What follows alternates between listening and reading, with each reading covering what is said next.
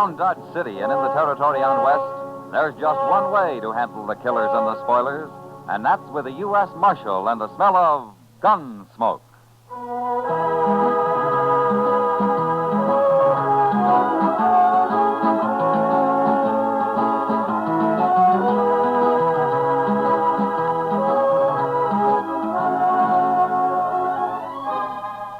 Gunsmoke, starring William Conrad. The transcribed story of the violence that moved west with young America. The story of a man who moved with it. Matt Dillon, United States Marshal.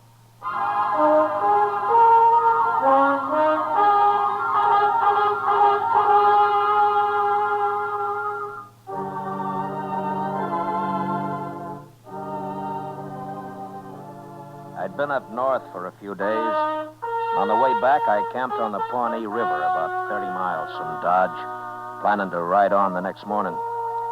During the night, however, my horse twisted his knee somehow, and it was going to be slower traveling than I'd figured. So I started out before dawn.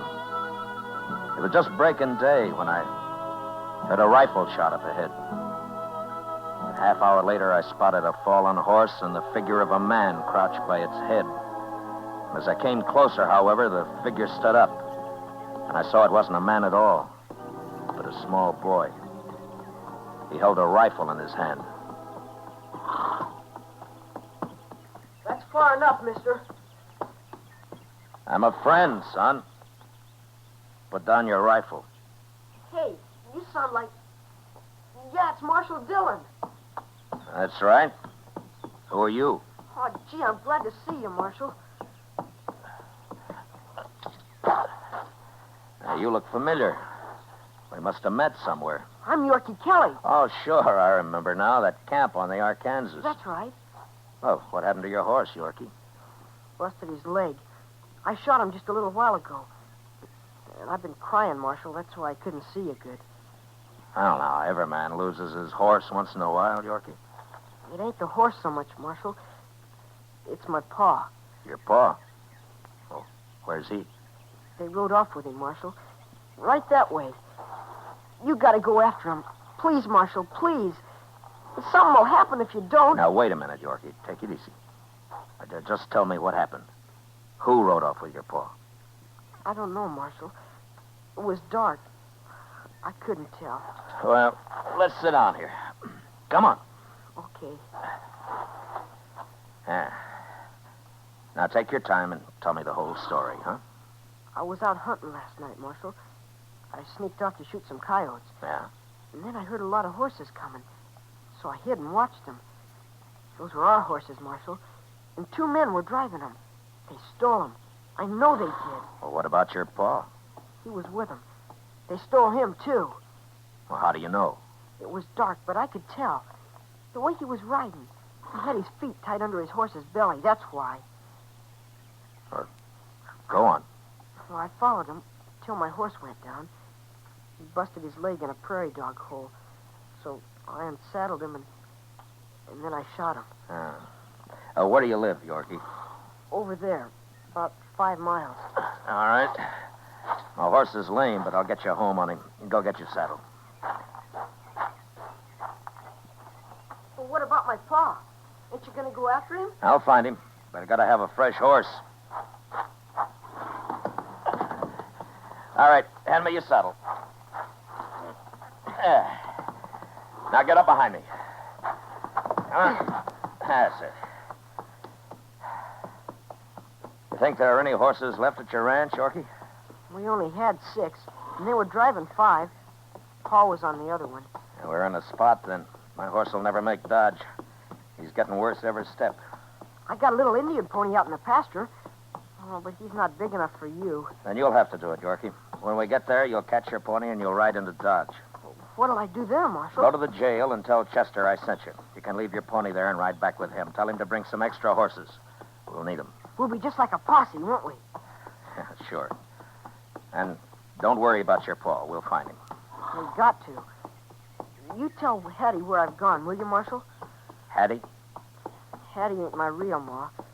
My real ma, she's dead. Oh, I'm sorry to hear that. Hattie's awful pretty, but I don't like her much. Well, I hope you don't tell her that, Yorkie. She ain't as old as Pa, but she's awful old. Oh? She must be 30 anyway. I see. Well, how old's your pa? 65. But he's tough. You know, Marshal, I don't think Hattie's any good for a ranch. Why is that?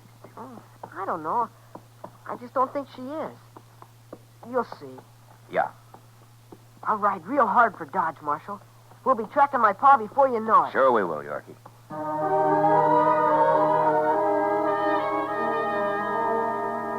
When we got to the pasture, I helped Yorkie catch his pony and got him started for Dodge.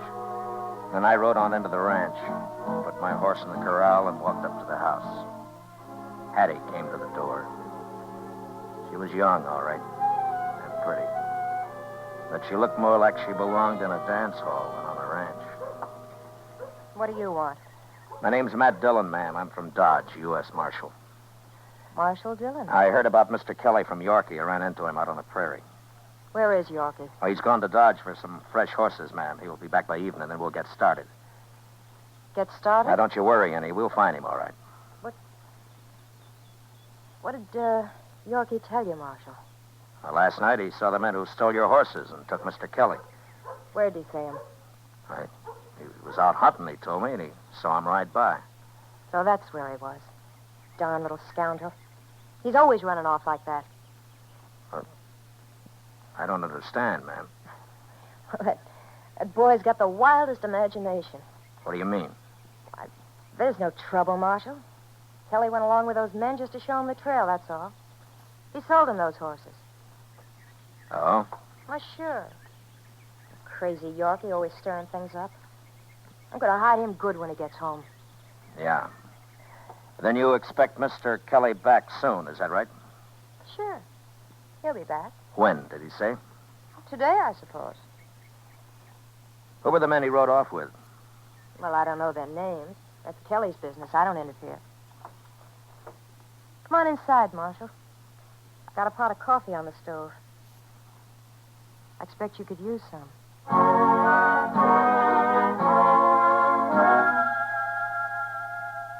We had coffee, and she insisted that I call her Hattie, and we talked for quite a while. It seemed she'd worked in a dance hall, all right, over in Abilene. Then old Kelly came along a few months ago and offered her a home and respectability. She jumped at it. According to her, Yorkie was the biggest problem she had, aside from the fact that living on the prairie wasn't exactly her idea of a good time. Oh, I'm sick of it, Marshal. Nothing but work and wind and dust and that awful kid. Are you plan to stick it out? Oh, sure, I'll stick it out. Sure I will. You'll get used to it in time. Tell me, Marshal, how's Dodge these days? Pretty lively?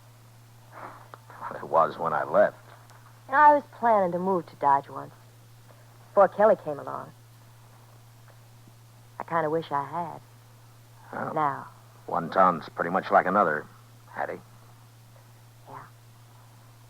But the men are different. Maybe. I'd have got along real fine in Dodge. Wouldn't I, Marshal? Sure. Why not? More coffee?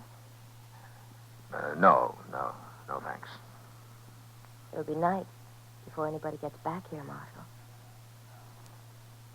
Yeah, I suppose it will. You sure you don't want any more coffee? No, thank you. I think I'll go see what I can do for my horse. He's pretty lame. I'll see you later. I'll be here, Marshal.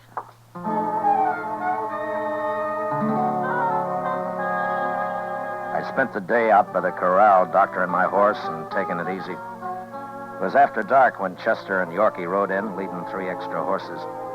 But I still didn't know whether we were going to need them or not. I told Chester how things stood while Yorkie was watering the animals, and then we all walked up to the house. I explained to Yorkie that we'd have to wait for morning in any case. Hattie was waiting on the porch. Well, Yorkie, you ought to be real proud of yourself this time. We're going after Pa in the morning, Hattie. Can't track him at night. At least that's what the marshal said. That's right, Yorkie. Now, don't tell me you're going to make a fool of yourself, Marshal. Well, I hope not. Oh, excuse me. This is Chester Proudfoot, Miss Kelly. How do you do, ma'am? Yorkie, I could whip you Now, good. wait a minute, Miss Kelly. He's done no harm. Your husband isn't back yet, and if he doesn't come in tonight, maybe we better go look for him. How can he come home when they got him all tied up? Stole our horses, too. That's a lie, Yorkie. Those men bought our horses, and your father just rode out to show them the trail. Why are you saying that? You know Pa wouldn't sell our horses. Don't you talk back to me. You shut up, that's all. I won't shut up. You ain't my ma, and you can't Now, make me. Yorkie, now, you take it easy. We'll find your Pa. I promise you that. Well, okay, Marshal. But you find him. We will. Well, Marshal, I figured you'd all be back here, so I fixed some supper. Well, say, now, that's mighty kind of you, ma'am. I'm awful hungry. And the Marshal also missed his dinner. Come on inside and we'll eat. Well, I'm going around back and wash, Marshal. You don't have to if you don't want to, though. Okay, Yorkie. We'll be along. Chester, Yes, sir. I don't think old Kelly's coming back tonight. We'll be riding after him in the morning. Yes, sir.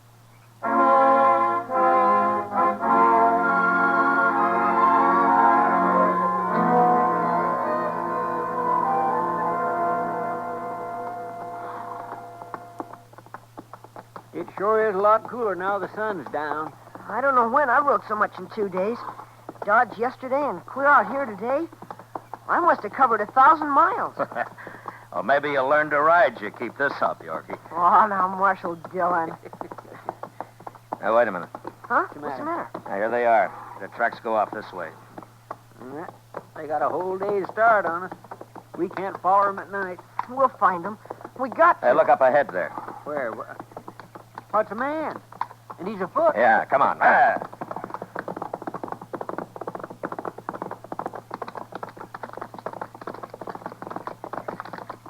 It's Pa! It's Pa! Hey, Pa!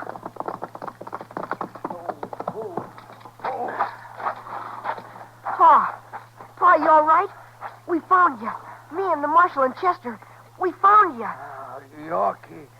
Boy. Get him some water, Chester. He's about played out. Yes, sir. Sit down, Mr. Kelly. Chester's getting you some water. Here it is. Thank you.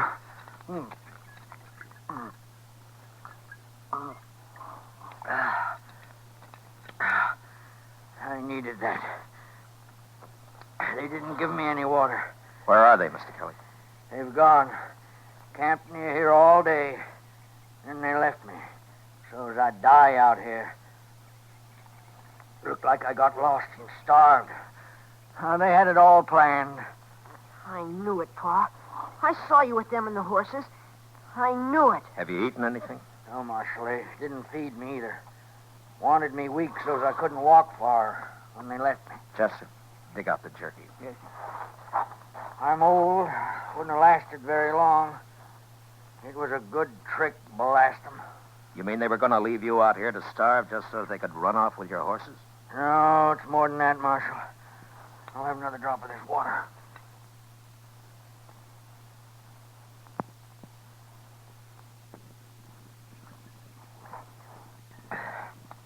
One of them, a fella called Webb Cutter. He's going to run off with my wife, Hattie. As soon as they sell the ranch, he is. Hattie'd own the ranch with me dead. Oh. I never did like her nohow. Here, Mr. Kelly, chew on some of this. Oh. And I got some hard biscuits, too, if you want to soak them in the water. Thanks. I'll be all right once I get something in me. Pa's old, but he's awful tough. Ain't you, Pa? Yeah. And an awful fool, too, Yorkie. Oh, that's all right, Pa. We're better off alone, you and me, anyway. Who was the other man, Mr. Kelly? Rourke, he called himself. Friend of Cutter's. He's going to get his share of the money off the sale of the ranch. Did you know these men before? No. Hattie knew him back in Abilene. So they said. They had it all figured out before we got married.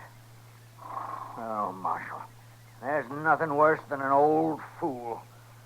Well, you aren't the first man to be fooled by a pretty woman, Mr. Kelly. I was lonely, that's all. And I thought Yorkie ought to have a mother. Sure picked a good one. Just you and me, Pa. We don't need no woman around. Well, there ain't gonna be one long. That's sure. Look, Mr. Kelly, what did they do with your horses? They gonna drive them back to the ranch? That's what they said. Only thing that bothered him was Yorkie here. They weren't sure he was asleep. Hattie said she'd take care of him. I sure fooled them. Didn't I, Marshal? Yeah, you sure did, Yorkie. But if they're headed back to the ranch, Hattie will tell them we're on their trail and they'll all run off. I got to stop them. They got a couple of hours start on us, Mr. Dillon. Yeah, I know, but those horses they're driving will slow them a little. Chester, you stay here. You can ride in tomorrow when Mr. Kelly gets his strength back. I'm going to take the horse Yorkie was riding on a fresh one. I'll go with you, Marshal. I'll fight him. No, Yorkie. You've done your part. You stay here with your paw. Yeah, I'm the one that ought to go, Marshal, but I just ain't up in that kind of ride. That's all right, Mr. Kelly. You take it easy and come on back when you can. I'll see you at the ranch. Mr. Dillon, you... You wouldn't have an extra horse, Chester, and you'd need it. Yes, sir, that's true. Well, good luck. Thanks.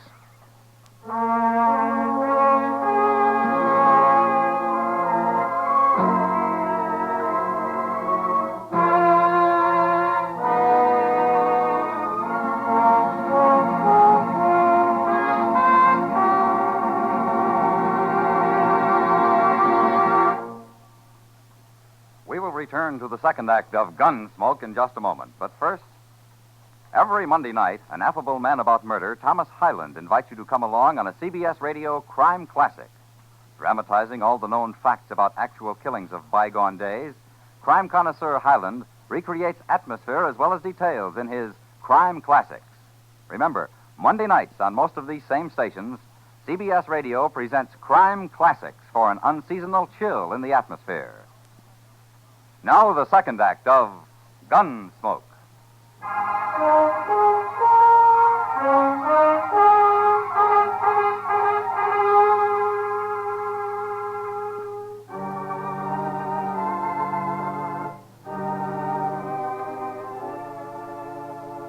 One thing in my favor was that Cutter and Rourke weren't riding as hard as I was.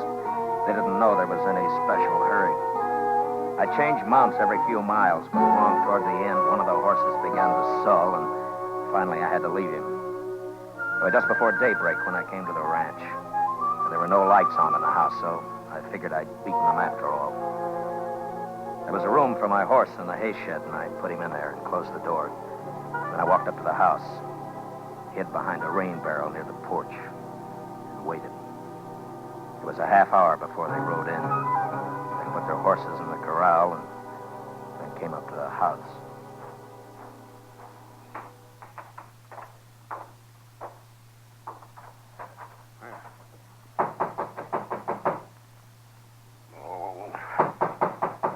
Take it easy, Cutter. She's awake. She's lighting a lamp back there. What's she need a lamp for? It'll be daylight in a minute. She's your woman. Why don't you ask her? She's my woman, and you remember it, Rourke. I seen you looking at her the other night. One woman's just like another to me. They're all the same. They're all poison. For you, Hattie's poison, all right. I'm telling you, Rourke. But she's pretty. That's more than I can say for most. You forget she's pretty. Okay. There's something else about her I like. What do you... Well, I've been thinking when she sells this ranch, she gets a third, you get a third, I get a third. That's right. But whoever gets Hattie sort of gets 2/3, don't he? You try that, Rourke, and I'll kill you. I'm just joshing you. You really going to marry her, Cutter? I told her I was, didn't I? I didn't ask you what you told her. Shut up. Here she comes. Hello, Webb. Rourke. What are you all locked up for? Old man Kelly ain't gonna come sneaking home. Come on inside. Hurry up. What's We haven't the got much matter? time. What's the matter with you, Hattie? You're all upset. You'll be all upset, too, when you hear what I gotta say.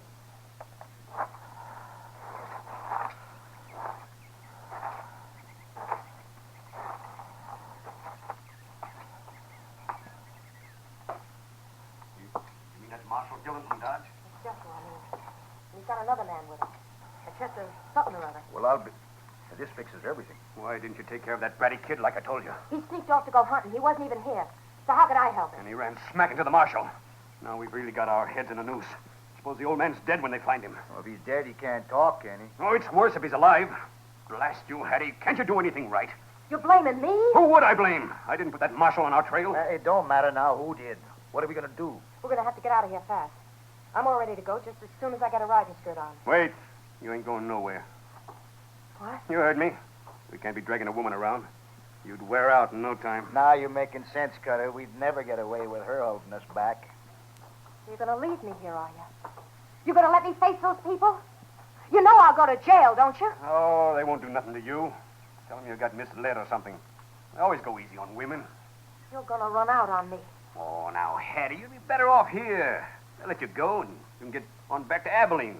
And I'll come by as soon as they forget about all this. Oh, come on, Cutter. We're wasting time. They could be here any minute now. You cowards. You dirty, rotten Now, cowards. Hattie. Who is your mother, That's mister? enough, Hattie. I hate you. Go on, get out, both of you. I wouldn't have either one of you. Either one of us? You didn't think I cared, did you? I'd have made one of you shoot the other before I was through. Pies don't cut three ways, mister. Now we all know, Cutter. What'd I tell you? There, that'll hold you. Come on, Rourke, let's go. Dirty dog! Ah, forget it, Hattie. Maybe I'll get to Abilene sometime. So long. I'll fix you. I should have known about you. You gonna talk all day? Come on. All right, get your hands up, both of you. Get them up in the air. And don't try anything. Hello, Marshal. You touch that gun and I'll kill you. While you're killing him, what do you think I'll be doing, Marshal? Don't try it. Either of you. Hanging's bad, Marshal. I ain't going to hang. You don't have to hang. Kelly isn't dead. We found him in time. I don't believe you, Marshal. I think you've been here quite along. You ain't even seen Kelly. Yeah. You just want to see us hang. I'm telling you the truth. Oh, no.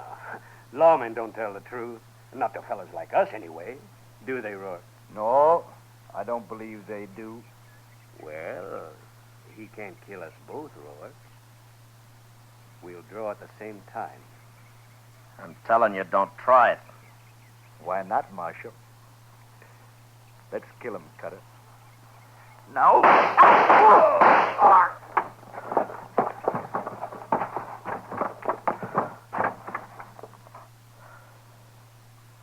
We killed him. We killed them both.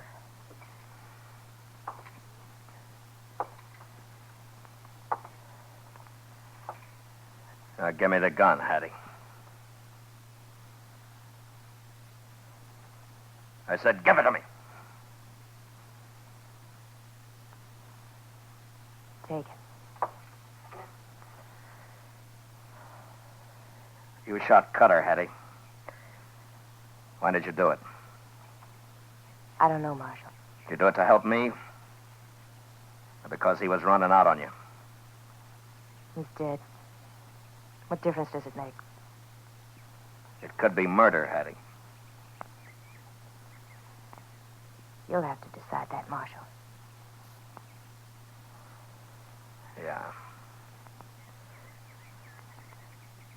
Cutter might have killed me. He might have. Well? Go back in the house. You can wait in there. Now they're both dead. Do you care? No. No, I don't care. What's going to happen to me, Marshal? I don't know. I think I'll let Mr. Kelly decide that. Where is he? He'll be here tonight, probably. He's with Yorkie and Chester. Marshal, will I go to jail? I don't know, Hattie. Depends on Kelly. He's a nice old man.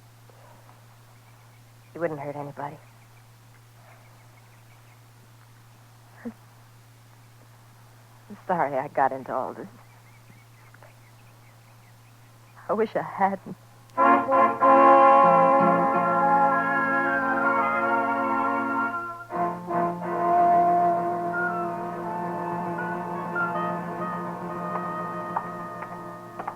Marshal Dillon, Yeah? I just had a long talk with Hattie, Marshal. Well? She tried to kill me, you know. She had a hand in it. She'll go to jail for it if you prosecute her. I know.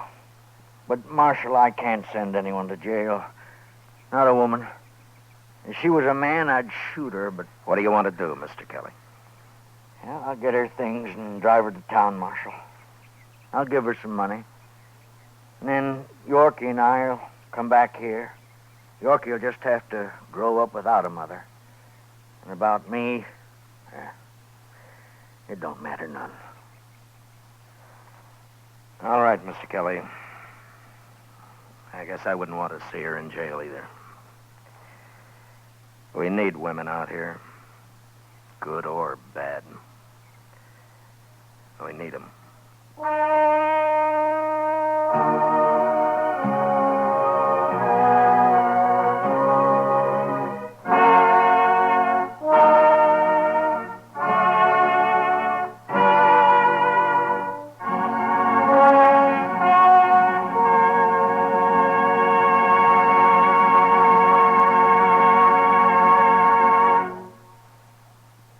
Gunsmoke, transcribed under the direction of Norman MacDonald, stars William Conrad as Matt Dillon, U.S. Marshal. Tonight's story was specially written for Gunsmoke by John Meston, with music composed and conducted by Rex Corey. Featured in the cast were Michael Ann Barrett, John McGovern, Joseph Kearns, John Daner, and Nestor Paiva. Parley Bear is Chester. Gunsmoke has been selected by the Armed Forces Radio Service to be heard by our troops overseas. Join us again next week as Matt Dillon, U.S. Marshal, fights to bring law and order out of the wild violence of the West in Gunsmoke. This Monday night, Herbert Marshall has the leading role in a story adapted from Daphne du Maurier's collection called Kiss Me Again, Stranger. It's the eerie story of the birds, describing strange happenings on an otherwise quiet English countryside. Hear it this Monday night on most of these same stations when CBS Radio presents the Summer Theater. Yes, this Monday night, starring Herbert Marshall. And remember, there's action as a policeman really finds it in 21st Precinct, Tuesdays on the CBS Radio Network.